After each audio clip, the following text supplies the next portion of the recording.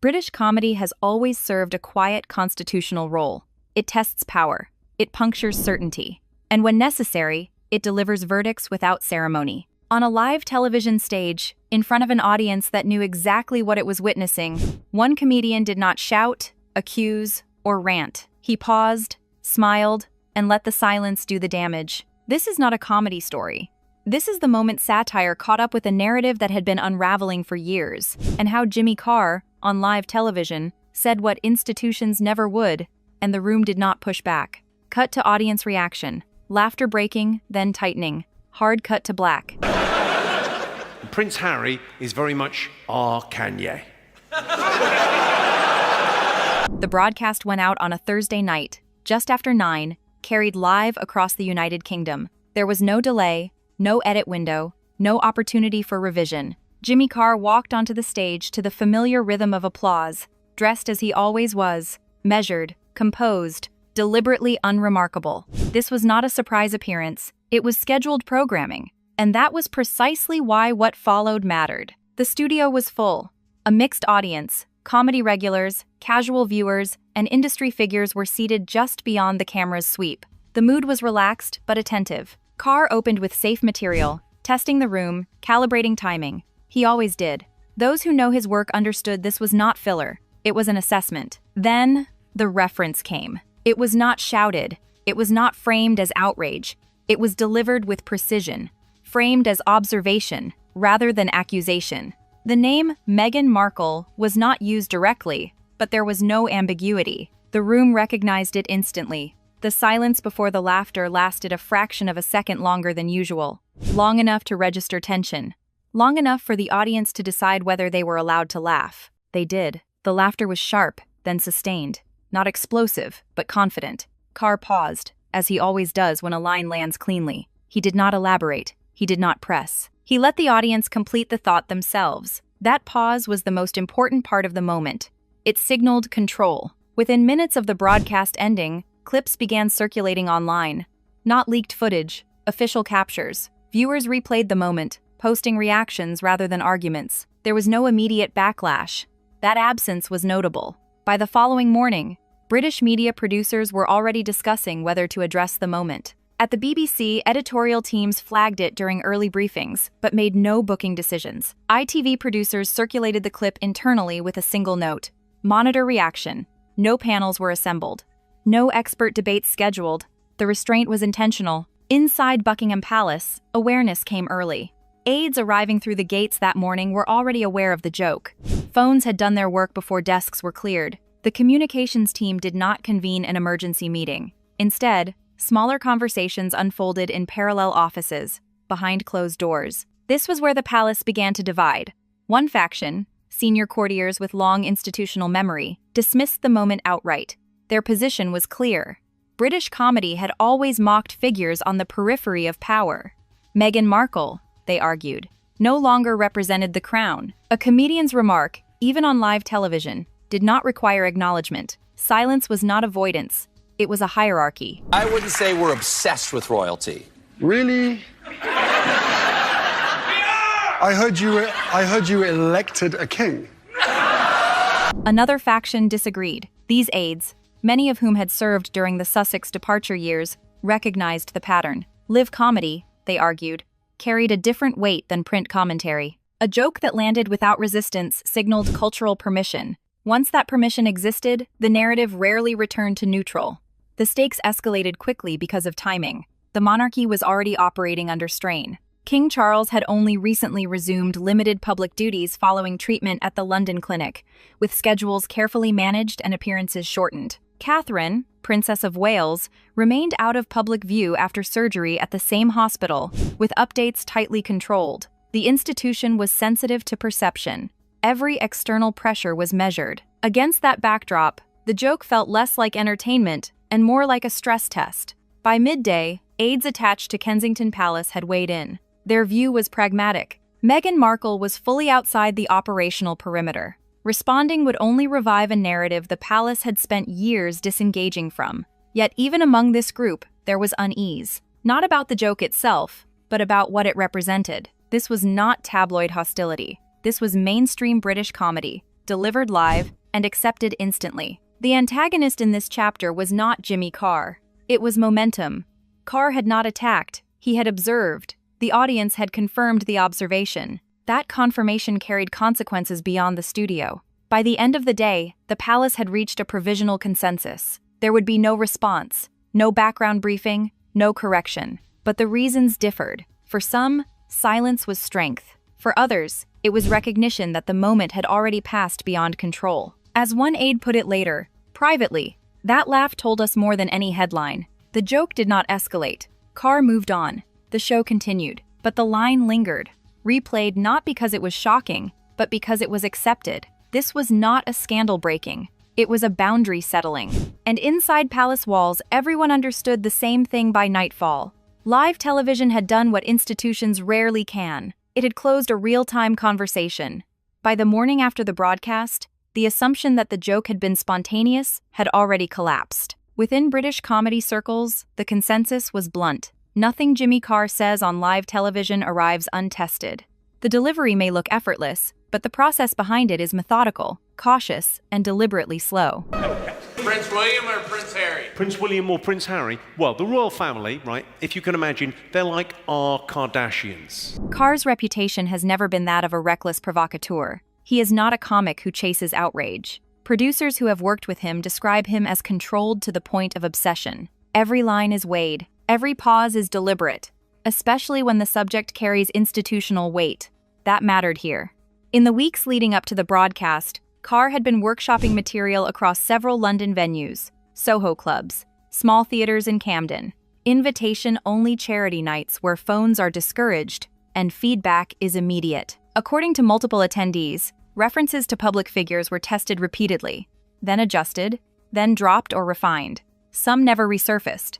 One did. The Meghan material did not appear everywhere. It surfaced selectively. That was the tell. In comedy, selective testing signals caution. It suggests the comic is not asking whether a joke is funny, but whether the audience is ready to agree with it. Laughter is not the metric. Recognition is. By the time Carr took the stage on live television, he already knew the answer. This is where the character-driven tension sharpens. Carr was not pushing against resistance. He was stepping into alignment. British audiences, particularly those who follow royal affairs closely, had spent years navigating competing narratives around Meghan Markle. Sympathy had once dominated, then skepticism, then fatigue. Fatigue is the moment comedians wait for. Fatigue means the audience no longer wants to argue. They want a resolution. Within the network's production offices, there was awareness of the risk, not legal risk, cultural risk. A senior producer later confirmed that the joke was discussed during rehearsals, not cut. Not softened, discussed. The conclusion was pragmatic. If the audience rejected it, the silence would be audible. Carr would absorb it and move on. That did not happen. Instead, the room leaned in. What followed the broadcast was as telling as the laughter itself. There were no emergency calls from executives, no concern about advertisers, no internal memos urging caution. In television, that silence is confirmation. Meanwhile, in London's comedy circuit, the reaction was immediate and candid. Other comedians began referencing the moment in private conversations, not as controversy, but as calibration. One comic described it as the green light no one needed, but everyone noticed. The antagonist here was not Meghan Markle as an individual. It was the narrative she had carried. A narrative built on moral urgency, institutional conflict, and unresolved grievance. Comedy dismantles such narratives not by disproving them, but by flattening them. Carr understood that flattening only works when the audience has already done the emotional work. This is where British comedy diverges sharply from its American counterpart. British satire does not shout. It waits. It relies on shared cultural understanding. When it lands quietly but decisively. That distinction was not lost on palace watchers. At Kensington Palace, aides tracking media impact noted the tone shift almost immediately. The joke was not framed as too far. It was framed as inevitable. That word surfaced repeatedly in internal summaries. Inevitable suggests timing, not malice. Buckingham Palace aides read the moment similarly. The joke did not provoke debate because debate had already exhausted itself. Carr did not introduce a new critique. He acknowledged an old one, now broadly accepted. The stakes escalated because this acceptance carried permanence. Live television has a different authority than print or social media. There is no edit button, no contextual footnote. What happens exists exactly as delivered. That is why comedians treat live broadcasts as threshold moments. You only cross them when retreat is unnecessary. Carr crossed it calmly. In private, some palace aides expressed concern that the joke might embolden further commentary. Others dismissed that fear. From their perspective, the commentary had already peaked. Satire was the end stage, not the beginning of escalation. What unified both camps was recognition of intent. Carr had not mocked the monarchy. He had not challenged the institution. He had aimed at perception, specifically at how public patience had shifted. This is where the human drama sharpened. For Meghan Markle, the joke represented a narrowing corridor. Public figures can recover from a scandal. They can rebut criticism. They can reshape narratives through visibility. What is harder to recover from is becoming predictable. Predictability is fatal in both politics and entertainment. Carr's joke worked because it suggested that the audience already knew the conclusion. He merely arrived late enough to say it out loud. That dynamic stripped the moment of cruelty. It was not aggressive. It was observational. And observation is harder to fight. By the end of the week, the joke had become a reference point, not replayed endlessly, but cited, mentioned in passing, used as shorthand. That is how comedy leaves its mark on public memory. In the background, agents and producers began recalibrating quietly, not canceling projects, reframing them. The question shifted from, "Is this important?" to, "Is this still compelling?" That shift was subtle but decisive. The palace, watching from a distance, understood the same truth. This was not a storm to weather. It was a season changing. Jimmy Carr had not attacked a person. He had acknowledged a moment, and moments, once acknowledged on live television, do not return to speculation. They harden into consensus. By the time the laughter faded, the work was done. I genuinely thought this was the audition for the Gingerbread Prince Saves Christmas in Nebraska. What? No, By the weekend, the moment had reached the place it was never designed to reach. Not the tabloids, not the opinion pages, the palace. Inside Buckingham Palace, the joke was not discussed as comedy. It was discussed as a signal. That distinction defined everything that followed. Awareness came quickly. By Friday morning, senior communications staff had circulated a short internal summary of the broadcast. No commentary attached, just the facts. Live television, named comedian, audience reaction positive. No immediate backlash. That final line mattered most. In the palace system, backlash determines response. Silence becomes policy when backlash fails to materialize. Yet, even with that clarity, the household did not move as one. The divisions that had been dormant since the Sussex departure years resurfaced, sharpened by timing and pressure. One faction, made up largely of senior courtiers with decades of institutional memory, dismissed the moment as peripheral. Their view was firm. British comedians had mocked peripheral figures for generations. This was not a constitutional matter. Meghan Markle no longer represented the crown. Responding even indirectly would risk elevating a moment that would otherwise fade. Their argument rested on hierarchy. Institutions endure by refusing to acknowledge every provocation. Another faction disagreed, and their concern was not emotional. It was strategic. These aides, many of whom had served during the most volatile years of the Sussex period, recognized the mechanics of cultural closure. A joke that lands live, without resistance, becomes a reference point. Reference points accumulate power quietly. The disagreement was not about defending Meghan. That question had long been settled. It was about containment, whether silence still contained anything at all. The stakes escalated because the monarchy was already operating in a fragile public moment. King Charles had only recently resumed a reduced schedule following treatment at the London clinic, with appearances carefully managed and optics tightly controlled. Catherine, Princess of Wales, remained absent from public duties after surgery at the same hospital, with aides enforcing strict limits on speculation. The institution was cautious, inward-looking, and acutely aware of vulnerability. Against that backdrop, even cultural moments carried weight. At Kensington Palace, the tone was different, more pragmatic, less nostalgic. Aides aligned with Prince William's operation viewed the joke as confirmation rather than complication. From their perspective, the boundary between the monarchy and its former members had already been enforced. This moment simply illustrated that the public had caught up. But even here, unease lingered. One senior aide privately acknowledged that, While the palace no longer managed Meghan's narrative, it could not fully escape association with it. Public perception does not respect legal boundaries. Cultural shorthand travels faster than official clarification.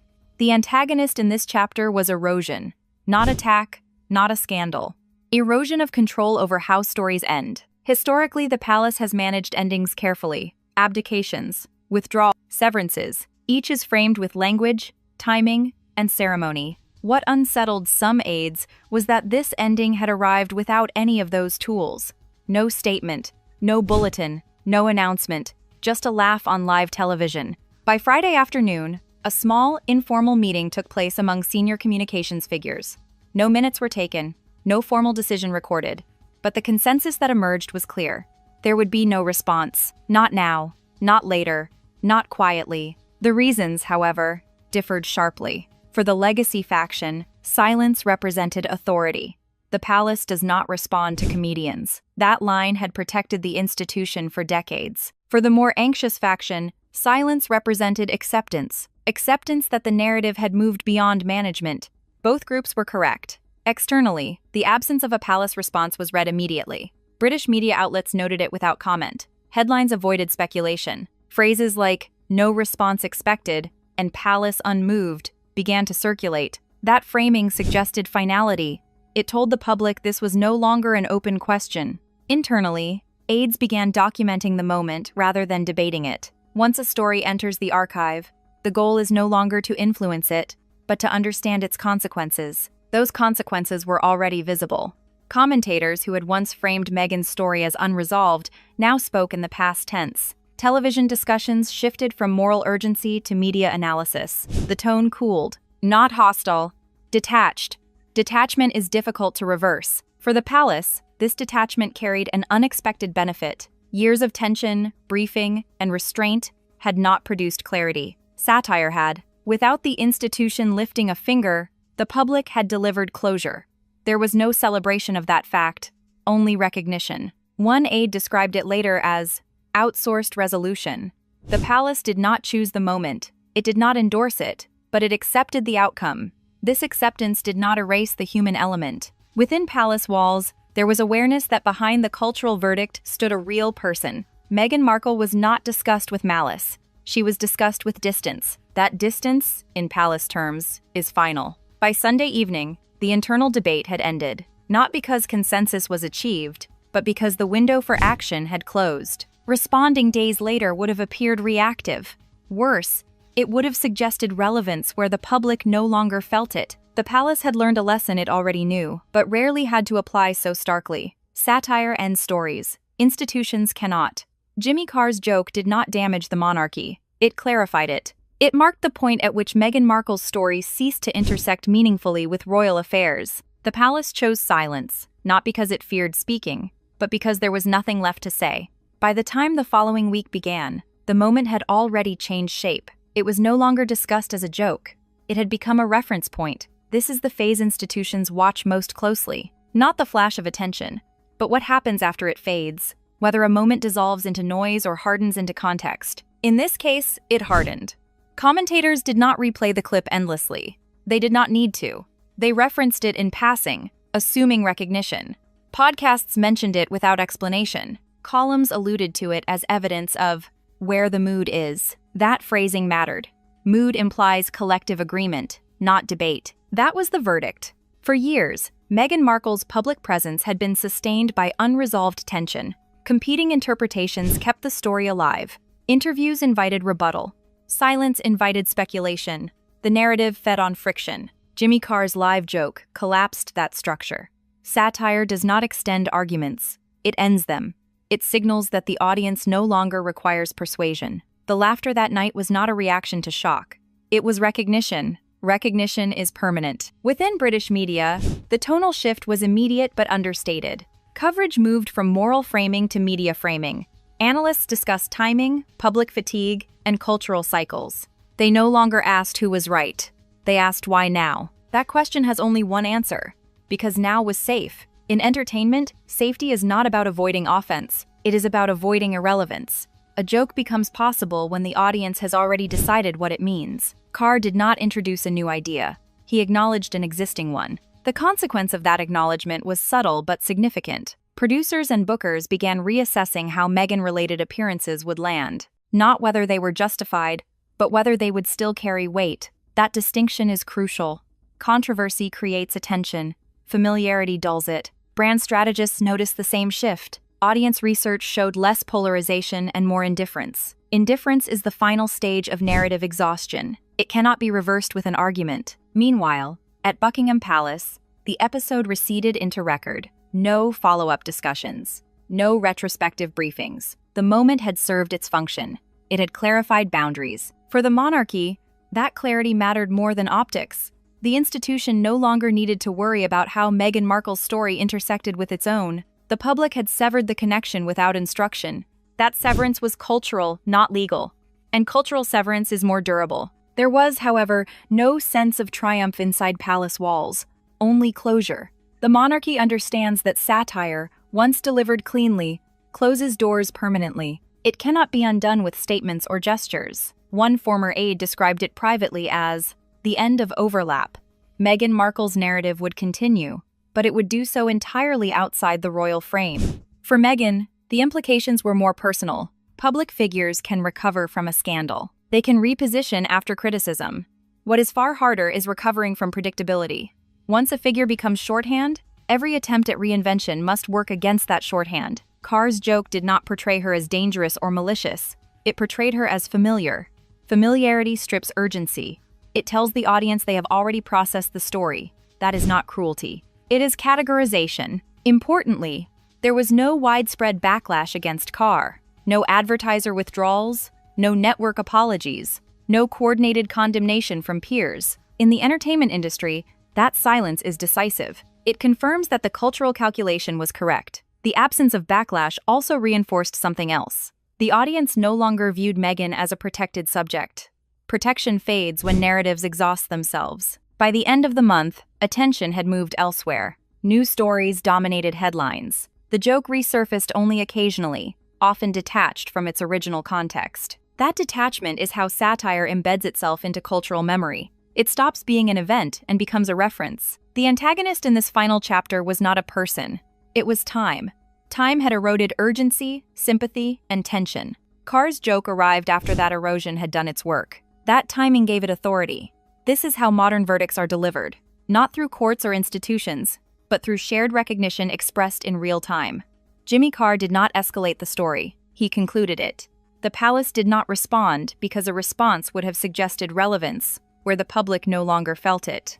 Meghan Markle was not silenced. She was reclassified by laughter. In the end, the moment was not remembered for its line or delivery, but for its reception. A room full of people, live on television, deciding together that the argument was over. No boos, no outrage, no correction. Just laughter that did not echo.